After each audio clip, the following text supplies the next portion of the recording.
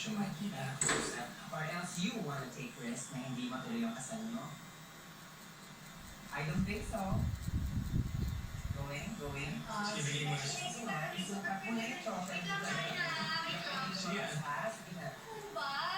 Gusto sige mag-relax na lang siya. Anong gusto mo? Gusto mo ba ng kape, tubig? Gusto mo ng... Siguro, mamaya tayo. Sige. Relax ka lang dyan ha. Sandali lang. Hello! Mama? Ben, Orchid fashion designer, kailangan everyday na makaporma. Bali mo ako makikita na kakipin Ang ganda mo ah. Oh, magkagandahin mo din kapatid mo sa nemo niya.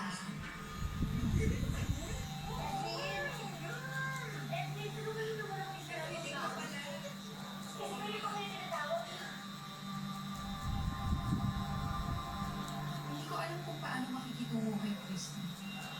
Talaga namang plano ko magpaliwanag sa kanila. Hindi lang ako handa na makita sila agad.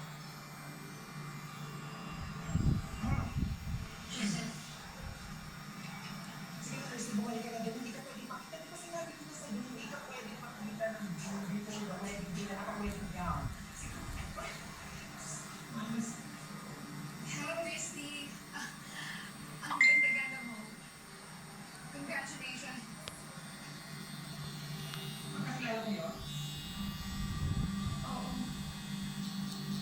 Best friend ko si Christy. Best friend? Oo, matagal na lang kami hindi nag-iba. Hindi na yan matuloy.